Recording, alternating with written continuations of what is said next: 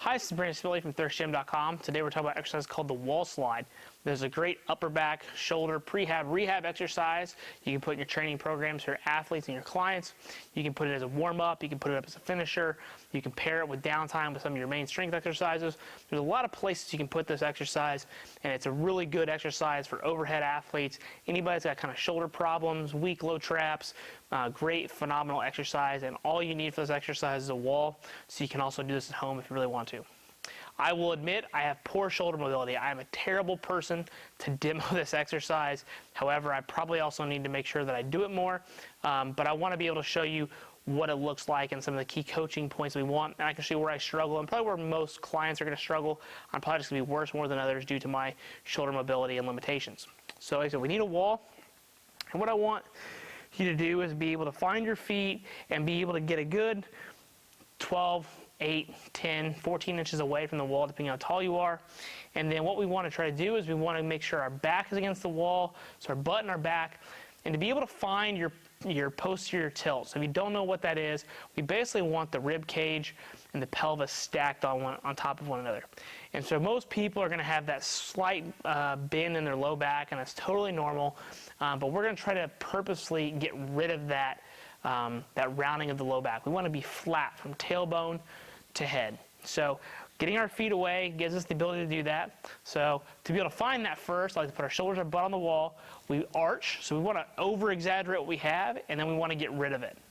That's going to let you find your posterior tilt the easiest way that I've found working with different kids and clients is just to arch, bring it back, boom, done, right there.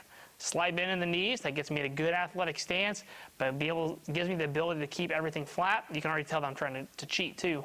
We're going to put our head down. We want to make sure that we're not arching our head. We want to make sure our chin is pulled down. We're in a good neutral position here. Then what we're going to do is we're going to take our hands. We're going to bring them to the wall. As you can see, I'm already struggling, so I'm going to go ahead and do my best here. And we want everything against the wall from elbow to wrist as much as possible. I understand it's going to be hard for many people, but do your best to be able to coach that and get everything back here, flat. I already feel that in my shoulders. And then what we're going to do with our wall slides, if you have good shoulder mobility, you're going to have no problem with this, but you're going to come all the way up. And ideally what's going to happen is they're going to be like this. I can't do it. I'm already starting to cheat, right? So as you see where my arms come off, something's going to happen where I can't do it. But what's going to happen is we're going to be here, we're going to reach, and then come back. So this will be based upon your client and your athlete and their shoulder mobility. This is all I have access to. This is not a good thing, but we're just going to go up and down. Should feel that low traps, rhomboids. And you're probably going to feel like your whole back is just lit up. And then you're going to shake it out, and you're going to feel really good in terms of posture. When we're counting these for reps, up and down for us is 1 rep.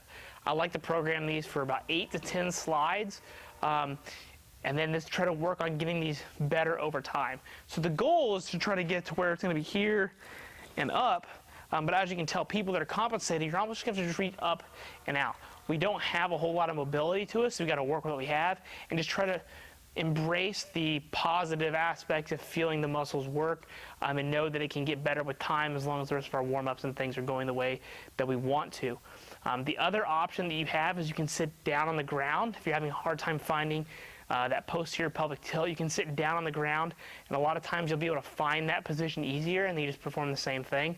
And then the other option is sometimes people do them actually facing the wall. There's a little bit different things involved there, so we're going to make a separate video on that.